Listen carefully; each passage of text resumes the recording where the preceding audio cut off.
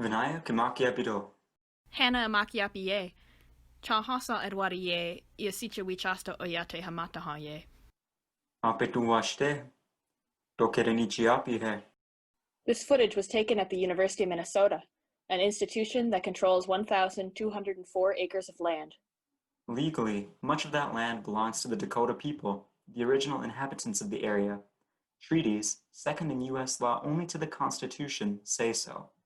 So why do we not see Dakota people making the final decisions about what happens there? The inheritance of Minnesotan citizens is complex, and many stories remain out of the mainstream consciousness. Stop and think for a moment. Where do you live, and why? Tukte dyati hai, toni tahan hai.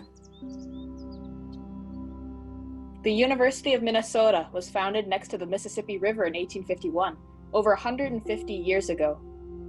Like most other land-grant universities, its initial funding came from the sale of stolen land. Today, the university stretches out along both banks, connected by bridges stretching across the water. It enrolls tens of thousands of students who use the land for education, recreation, work, and housing. But what about the people that lived here before? Who used the river to travel, trade, heal, and connect with the land?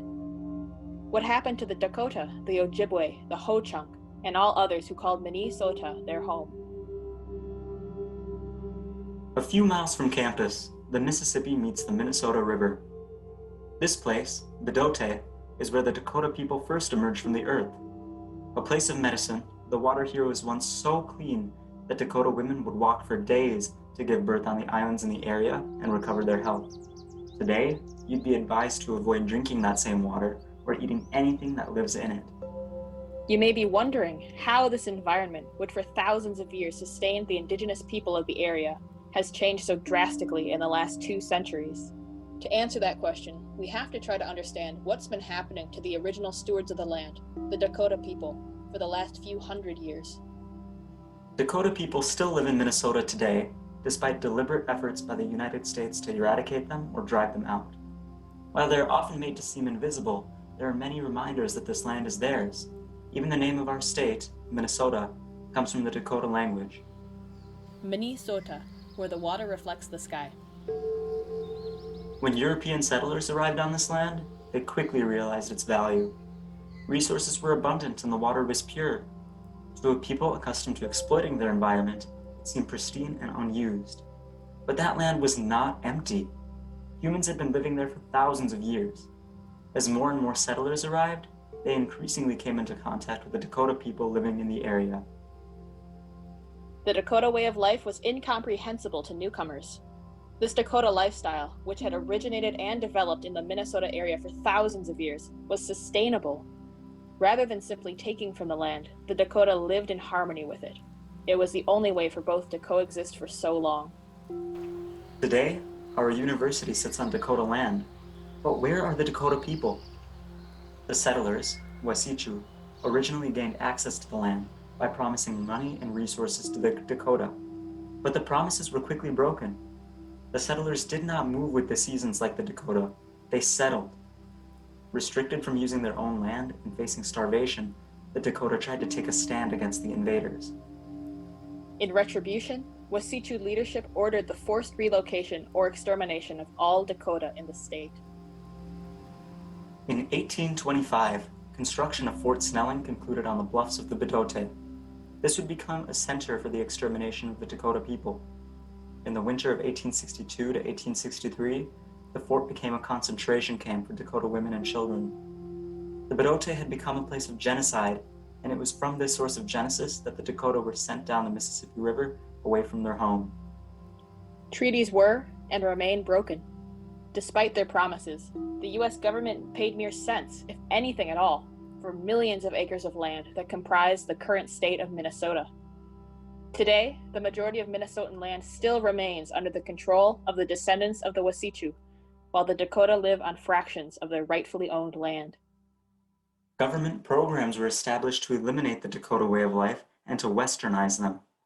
Children were taken from their parents and rehabilitated in boarding schools, funded with money that was meant to pay the Dakota for the use of their land. The children's hair was cut, and they were punished for speaking their own language. The Dakota way of life was repressed, but it couldn't be erased. There were children who persevered through the hardship and remembered what they were meant to forget. When they grew older and had children of their own, they passed down that knowledge. We all inherit something from our ancestors. Property, wealth, stories, things we're given that we don't earn for ourselves. We may like to pretend that we can inherit land, but all we can really inherit is power over it, the ability to restrict its use to others and decide what will happen to it. The earth is the inheritance of every living being. We owe it our existence and are ourselves a part of it.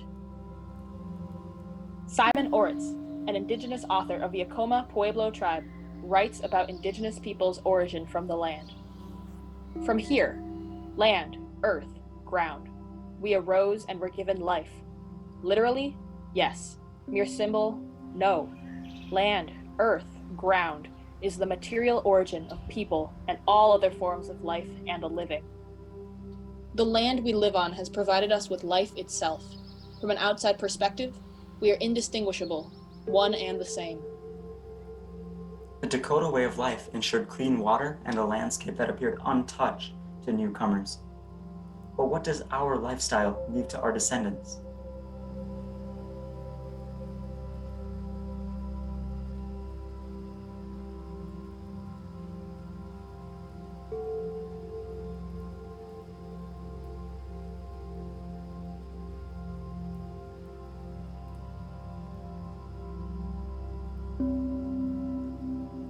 We live in the land called Sota, but the water isn't so clear anymore. This image was taken at the Badote. The Minnesota River, which runs through the agricultural farmland in western Minnesota, mixes brown, polluted water into the increasingly polluted Mississippi, which fails river life and recreational standards set by the Minnesota Pollution Control Agency by the time it gets to the Twin Cities.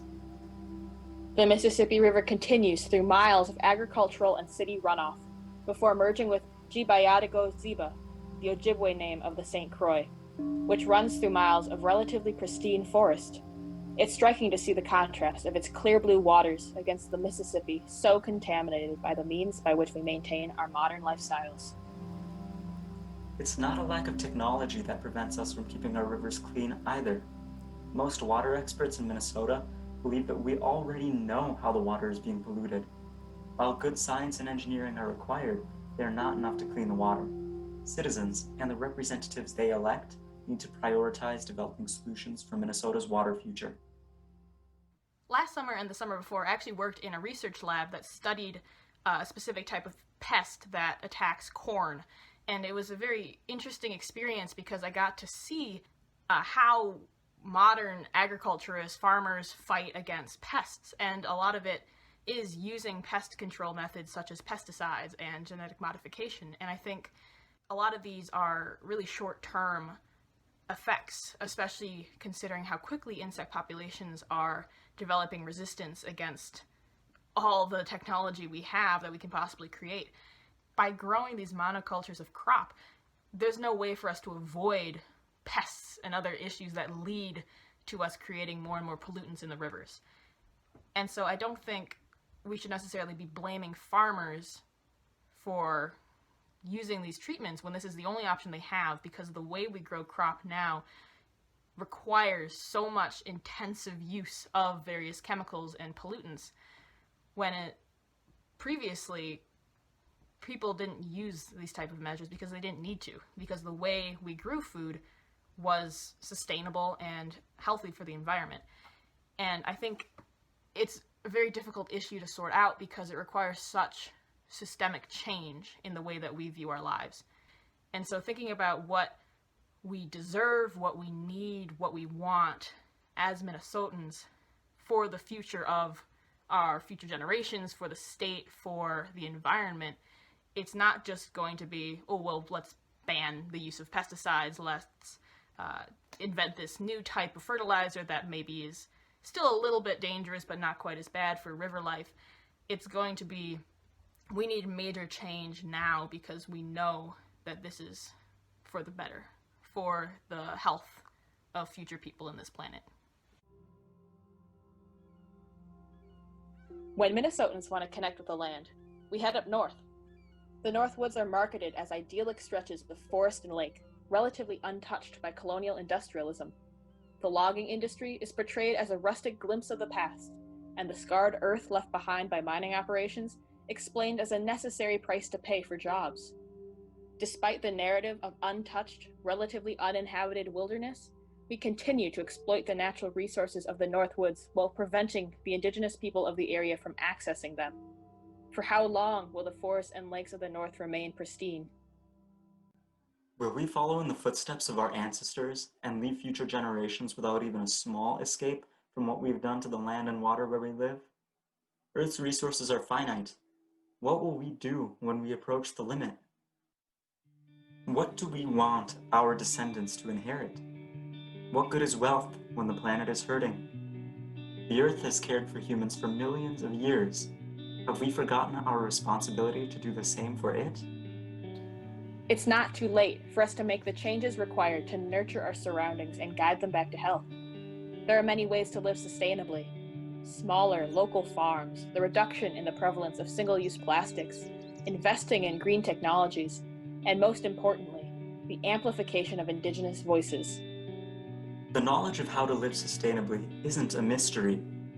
People lived in this place for thousands of years, not only taking from the environment, but giving back.